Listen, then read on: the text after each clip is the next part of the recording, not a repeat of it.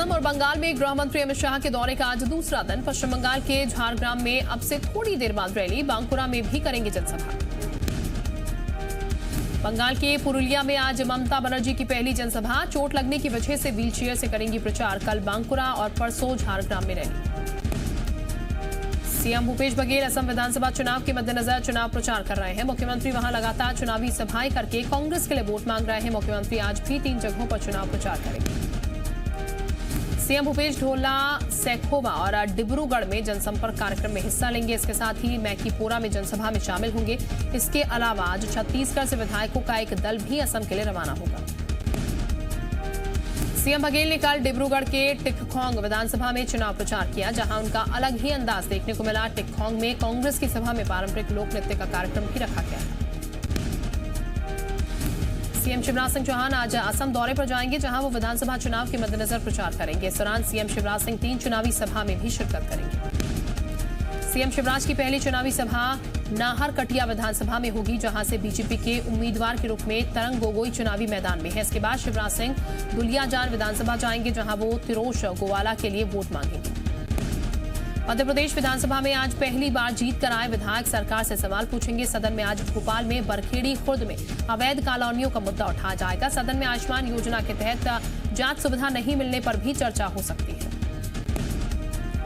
सदन में साथ ही विधायक हीना कांवरे जिला अस्पताल में आयुष्मान योजना के तहत इलाज के पहले टेस्ट की सुविधा नहीं दिए जाने को लेकर सरकार से सवाल करेंगी। कृषि, पुलिस, जेल, नगर विकास और आवास के साथ ही खनिज विभाग की अनुदान मांगों पर भी चर्चा की जाएगी।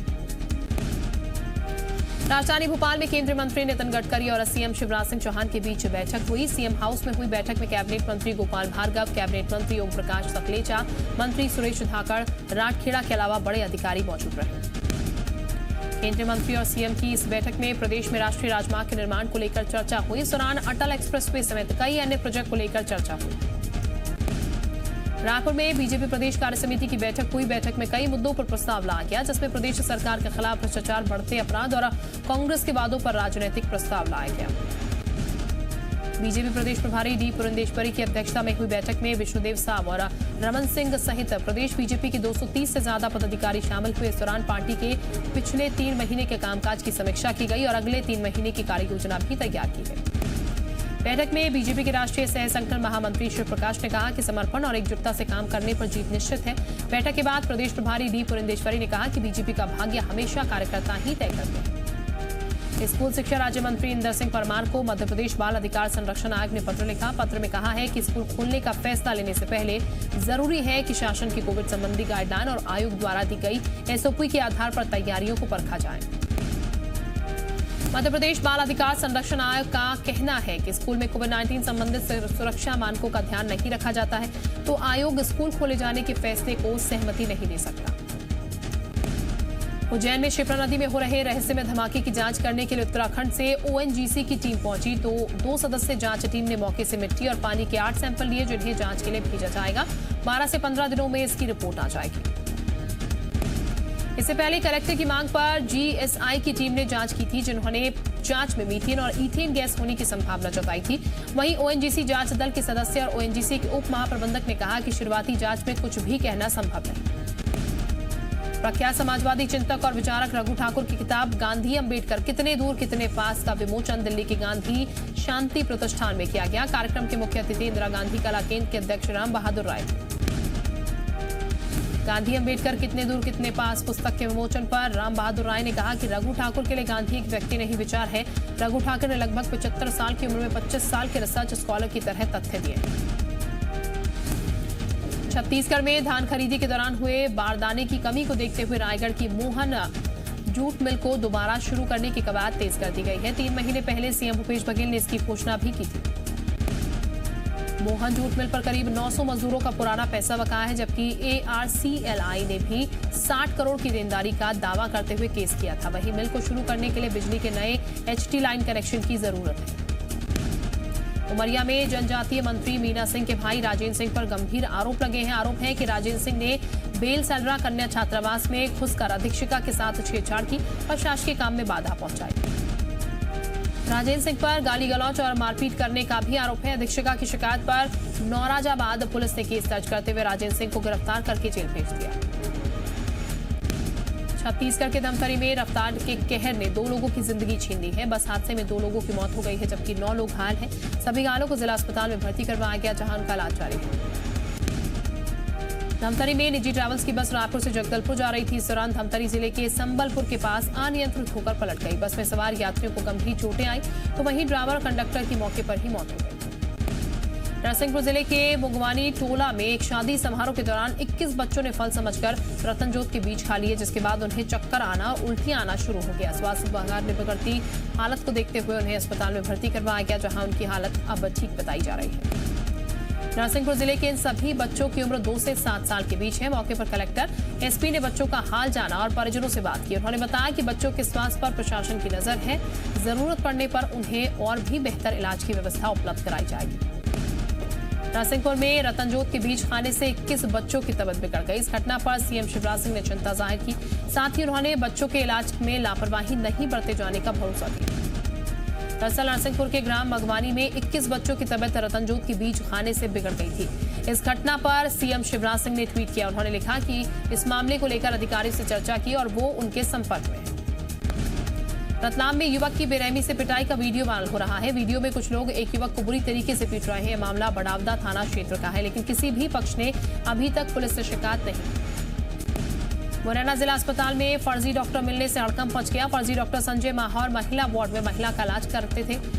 पकड़े जाने के बाद तलाशी ली गई तो मेडिकल ऑफिसर का फर्जी आईडी कार्ड बरामद हुआ, जिसके बाद आरोपी को पुलिस के हवाले कर दिया गया। बताया जा रहा है कि 2 साल पहले भी आरोपी अंबा के सरकारी अस्पताल में इलाज करते पकड़ा गया था, जिसके बाद उसे जेल भेज दिया गया। जेल से जमानत पर बाहर आने के बाद एक बार फिर फर्जी तरीके से इलाज कराया गया। जशपुर में 2 लड़कियों से दुष्कर्म का मामला सामने आया है। जानकारी की माने तो दोनों लड़कियां 7वीं और 8वीं की छात्रा हैं और विशेष जनजाति कोरवा समुदाय से आती हैं, जहां 24 घंटे से 2 नाबालिग लड़कियां घर से लापता थी। बैतूल में सड़क हादसे में 3 लोगों की मौत के मामले में कार्रवाई हुई। ग्रामीणों की मांग पर झल्लार थाने के प्रभारी दीपक पराशर की एसटीओपी कार्यालय निरीक्षण कर दिया गया। मांग पूरी होने पर 4 घंटे बाद ग्रामीणों ने चक्का जाम खत्म किया। तीनों शव लेकर ग्रामीण लौटे। जबलपुर के जुगपुरा में 8 दिन से गायब 10 साल के बच्चे का शव मिला। पुलिस को बच्चे का शव नरसिंहपुर जिले के नर्मदा नदी में मुराट घाट में मिला। इसके साथ ही पुलिस ने हत्या के आरोप में 15 साल के लड़के को गिरफ्तार किया। जबलपुर मामले में पुलिस ने खुलासा करते हुए बताया कि आरोपी लड़की का मृतक की बहन से प्रेम प्रसंग चल रहा था। आरोपी ने पुलिस को बताया कि मृतक उससे पैसों की मांग करता था। ऐसे में उसने सिर पर बांस मारकर उसकी हत्या कर दी। महासमुंद की बसना थाना पुलिस ने 41,80,000 रुपए कैश के साथ एक शख्स को गिरफ्तार किया। अंतर्राष्ट्रीय बौद्ध महोत्सव में मुख्यमंत्री के आगमन को लेकर सुरक्षा व्यवस्था के मद्देनजर पुलिस वाहनों की चेकिंग कर रही थी। इसी दौरान पुलिस शख्स के पास से कैश बरामद। छतरपुर में चलती कार आग का गोला बन गई। घटना महाराजपुर थाना क्षेत्र के टटम की है, जहां एक चलती कार में अचानक से आग लग गई। कार सवार लोगों ने कूदकर अपनी जान बचाई, लेकिन कार जलकर खाक हो गई। दमोह में सीधा सड़क से उठाकर मवेशियों की तस्करी की जा रही है। ऐसा ही एक तस्वीर सामने आई है, जिसमें रात को तस्कर सड़क पर खड़े जानवरों को ऑटो रिक्शा में भर रहे हैं, लेकिन तभी पुलिस गश्त पर निकली। पुलिस को देखकर आरोपी भाग खड़े थे। देहरादून में आयोजित 41वीं जूनियर राष्ट्रीय तीरंदाजी चैंपियनशिप में प्रदेश के तीरंदाजों ने परचम लहराया है। राज्य तीरंदाजी अकादमी के अमित कुमार और सोनिया ठाकुर ने पदक जीतकर प्रदेश का मान बढ़ाया। प्रदेश के तीरंदाजों की इस सफलता पर सीएम शिवराज सिंह ने ट्वीट कर बधाई दी। चंद्रदूज के अवसर पर उज्जैन में बाबा महाकाल को पंच मुखौटे स्वरूप में सजाया गया, जिसकी एक झलक पाने के लिए भक्तों का सैलाब उमड़ पड़ा। बाबा को मन महेश, उमा महेश, शिव तांडव, घाटा टोप और होलकर रूप में सजाया गया। साल भर में सिर्फ चंद्रदूज के दिन ही बाबा का पंच स्वरूप से श्रृंगार किया जाता है। मध्य प्रदेश में रोज कोरोना का ग्राफ बढ़ता ही जा रहा है। आज प्रदेश भर में कोरोना मरीजों के 743 नए मामले सामने आए। सबसे ज्यादा मामले इंदौर से सामने आए, जहां कोरोना के 263 मरीज मिले। वहीं भोपाल में 129, जबलपुर में 45, ग्वालियर में 30 नए कोरोना पॉजिटिव मामले सामने आए। मध्य प्रदेश में सरकार ने कोरोना के बढ़ते संक्रमण को देखते हुए नई गाइडलाइंस जारी की हैं। जागरूकता अभियान के साथ भोपाल, इंदौर, महाराष्ट्र से लगी सीमा वाले जिलों में बंद हॉल में आयोजित होने वाले कार्यक्रम में 50% क्षमता के साथ आयोजित करने के निर्देश दिए गए हैं। छत्तीसगढ़ में कोरोना संक्रमण के मामले लगातार बढ़ रहे हैं। पिछले 24 घंटे की बात करें तो कोरोना के 475 नए मामले सामने आए, जबकि कल कोरोना संक्रमण से 4 लोगों की मौत हो गई। प्रदेश में अब तक कोरोना से 3,890 लोगों की मौत हो चुकी है। छत्तीसगढ़ में आज से कोवैक्सीन के टीके भी लगेंगे। भारत बायोटेक की कोवैक्सीन का तीसरा ट्रायल पूरा होने के बाद इसके इस्तेमाल के लिए प्रदेश सरकार ने इजाजत दे दी है, जिसके बाद आज से कोवैक्सीन के टीके भी लगाए जाएंगे। प्रदेश में अब तक कोवैक्सीन की 72,000 से अधिक डोजेस भेजी जा चुकी है। कोरोना संक्रमण के दूसरे चरण पर सबसे बड़ा फैसला। महाराष्ट्र के नागपुर में फिर से लगा लॉकडाउन। 24 घंटे में देश भर में 25,000 से अधिक मामले, 161 लोगों की गई जान। देश भर के बैंककर्मी आज से 2 दिन की हड़ताल पर हैं। ये लोग बैंकों के निजीकरण का विरोध कर रहे हैं। इस हड़ताल का असर छत्तीसगढ़ में भी देखने को मिलेगा। प्रदेश के 9 बैंकिंग संगठनों ने हड़ताल को समर्थन दिया है। आज राजधानी रायपुर में भी बैंककर्मी प्रदर्शन करेंगे। आतंकी संगठन आईएसआई से जुड़े लोगों के खिलाफ एनआईए का एक्शन। दिल्ली, बेंगलुरु और कोची समेत 5 शहरों के 7 ठिकानों पर चल रही है छापेमारी। सूत्रों की माने तो अब तक 5 लोगों को हिरासत में लिया गया। जम्मू कश्मीर के शोपियां में लगातार तीसरे दिन भी एनकाउंटर। रावलपुरा में दोनों तरफ से जारी है फायरिंग। सुरक्षा बलों ने आतंकियों को चारों तरफ से घेरा। कल मुठभेड़ के दौरान मारा गया था एक आतंकी। म्यांमार के यांगून में प्रदर्शनकारियों ने 2 चाइनीज कंपनियों को आग के हवाले कर दिया। सेना ने प्रदर्शनकारियों पर चलाई गोलियां, 38 लोगों की मौत। अमेरिका के शिकागो में पार्टी में गोलीबारी, हादसे में 2 की मौत, 15 लोगों की हालत गंभीर। ब्रिटेन में प्रदर्शनकारियों और पुलिस के बीच हिंसक झड़प। महिला की हत्या के बाद परिजनों को इंसाफ दिलाने के लिए सड़क पर उतरे थे प्रदर्शनकारी। स्पेन के मैड्रिड से पुलिस ने सबसे बड़े ड्रग तस्कर गिरोह के 12 लोगों को पकड़ा। भारी मात्रा में ड्रग्स, $3 लाख, पिस्टल, धारदार हथियार जब्त। लैटिन अमेरिका देश बोलीविया की पूर्व राष्ट्रपति जीनेन एनेज गिरफ्तार। एनेज पर आतंकवाद को बढ़ावा देने और फैलाने का आरोप। भारत की अर्थव्यवस्था पर बढ़ा कंपनियों का भरोसा। इस हफ्ते 5 कंपनियां लाएंगी अपना आईपीओ। एक्ट्रेस परिणीति चोपड़ा ने किया जोमेटो डिलीवरी बॉय के समर्थन में ट्वीट। कहा, सच सभी को पता लगना चाहिए। एक्ट्रेस प्रियंका चोपड़ा ने नई वेब सीरीज सीटाडेल की शूटिंग शुरू की। Game of thrones fame Richard मैडन के साथ फोटो हुई वायरल। बादशाह के गाने गेंदा फूल पर अपनी दोस्तों संग डांस करती दिखी आलिया। डांस करते हुए वीडियो हुआ वायरल। पुलकित सम्राट चड्ढा और वरुण शर्मा की फिल्म फुकरे 3 की शूटिंग हुई शुरू। सीरीज की पहली 2 फिल्में दर्शकों को आई थी काफी पसंद।